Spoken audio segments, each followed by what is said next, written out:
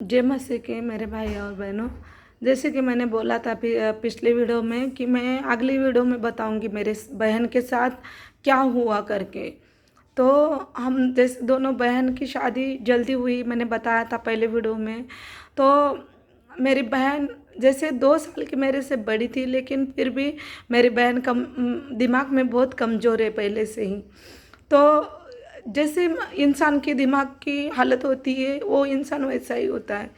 तो पता नहीं वो उसके पति से बहुत घबराती थी।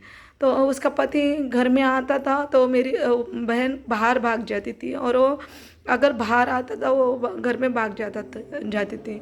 तो ऐसा करने से उसकी सास उसके साथ बहुत नफरत करने लगी।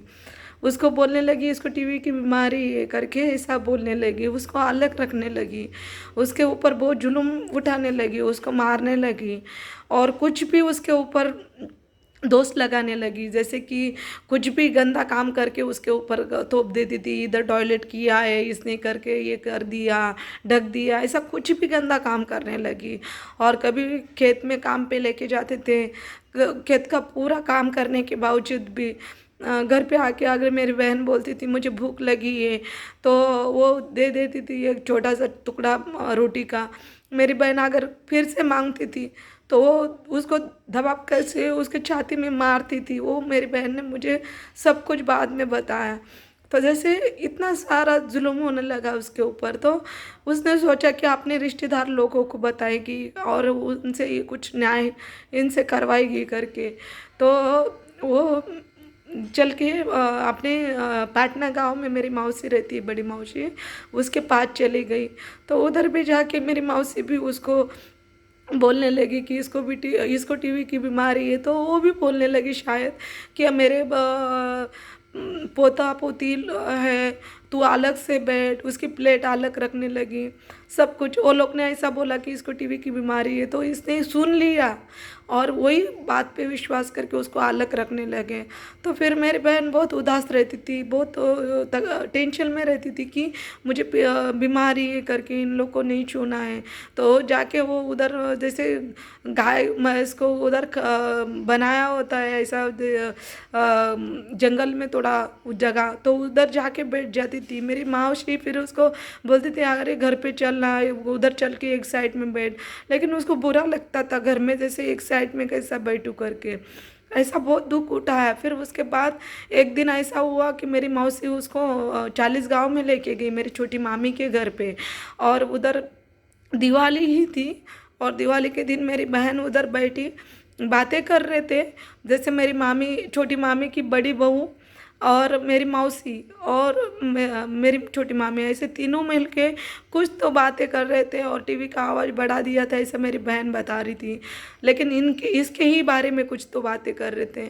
लेकिन फिर मेरी मामी ने ऐसा किया कि रात में कैसा तो आराम किया, और सुबह उठ के जैसे दिवाली का कुछ लाडू वगैरह बनाया था, कुछ चूड़ा वगैरह बनाया था, तो मेरी बहन को खाने को दिया और बोला कि ये खा लो तुम, और खा लो और अपना चले जाओ किधर तो अपना मार्ग पे, ऐसा कुछ बोल दिया मेरी बहन को। मेरी बहन को इतना दुख हुआ ये सुन के। मेरी बहन ने खाया तो सही, लेकिन अपनी वो जो थैली मेरी मामी ने उसके पास रख दी थी, वो उठा के मेरी बहन चली गई धीरे धीरे। मतलब उसको ऐसा लगा कि मैं आगे जाऊंगी तो ये रिश्तेदार है अपने, सगी मामी है, सगी मौसी है, अपने को ज़रूर बुलाएगी। लेकिन ये जो मुझे बोले ऐसे ही गुस्सा से बोले होंगे, ये ज़रूर मुझे बुलाएंगे करके चली गई। तो जाके स्टेशन में बाजू में ही स्टेशन है उनके बाजू में, तो उधर वो कम से कम सुबह से तो दोपहर तक बहुत टाइम तक मेरी बहन राह देखते बैठी कि ये लोग अब भी आएगा, कोई तो आएगा मुझे बुलाने के लिए, कोई तो आएगा मुझे देखने के लिए। लेकिन कोई नहीं आया मेरी बहन को देखने के लिए। फिर मेरी बहन ने ठान ली कि कोई फ़ायदा नहीं, अभी तो ज़्यादा शाम हो जाएगी, फिर मुझे जाने के लिए भी मार्ग नहीं मिलेगा। इससे अच्छा दिन है तब तक ही मैं उधर 40 गांव के बाजू में उधर मैं तलेगांव है हमारा मायका, तो उधर चली जाती हूँ करके सोचा उसने। फिर वो चलते चलते चलते चलते पैदल कितनी चलेगी, उसके पास ना गाड़ी भाड़े को पैसा था ना कुछ था, इसके लिए वो पैदल ही चल रही थी। चलते चलते उसको एक अंधेरा होने लगा, फिर उसको रोने आने लगा कि क्या करूं, मेरे पास पैसा भी नहीं है कि मैं बस से जाऊं, और अभी अंधेरा होने लगा, बीच में बहुत झाड़वन लगता है, तो इधर डर लगता है, क्या करूं।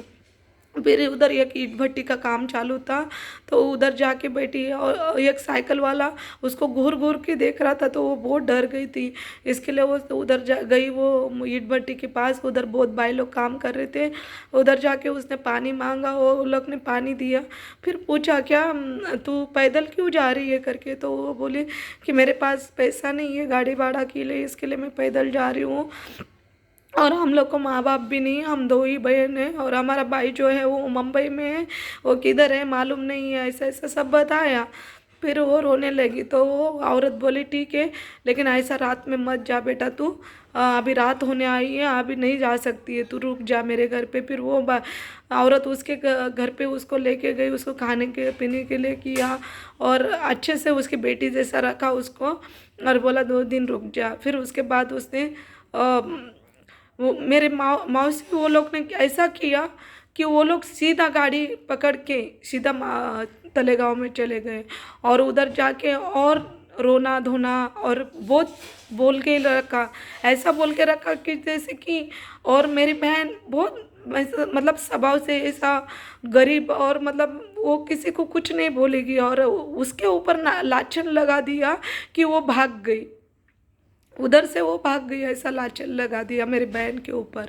अभी आप ही सोचो, जो मैं बहुत बात करती हूँ, और मेरी बहन बहुत कम बात करती है, वो कभी ज़्यादा बात नहीं करती। ये बात अलग है कि उसके अंदर थोड़ा क्रोध ज़्यादा है, लेकिन वो बात नहीं करती है ज़्यादा। लेकिन ऐसे के ऊपर ना रिश्तेदार लोग लाछन लगा सकते, तो मैं तो बात करती हूँ, मैं तो हंसती हूँ, बोलती हूँ, सब कुछ करती हूँ, तो मेरे ऊपर कितना लाछन लगाएंगे, यही सोच के मैंने बहुत घबरा गई।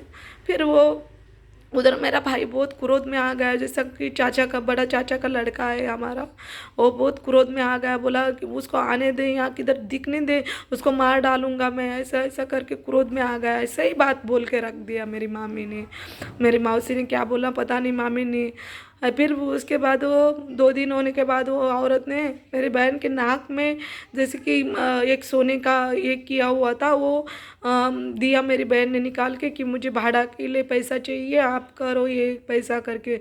तो उसने वो सोने की दुकान में दे बेच के वो पैसा दिया, और वो पैसा लेके फिर मेरी बहन 2 दिन के बाद वो तरेगांव में गई। तो उधर जाने के बाद मेरा भाई घर पे नहीं था, लेकिन भाभी घर पे थी। तो वो भाभी बहुत अच्छी थी मेरी भाभी। वो भाभी बोली अरे वो लोग ने तो आके इधर बहुत नौटंकी जैसा बहुत क्या क्या बोल दिया है तुम्हारे भाई को, तुम्हारा भाई बहुत क्रोध में है, वो तो तुमको देखते ही वो मारने लग जाएगा, इसके लिए तुम लोग तू चुप के बैठ, मैं उससे बात करती हूँ, उसके बाद तू सामने आना करके। फिर ऐसा ही किया मेरी भाभी ने, और फिर उसको समझाया, तभी जाके मेरी बहन को थोड़ा सा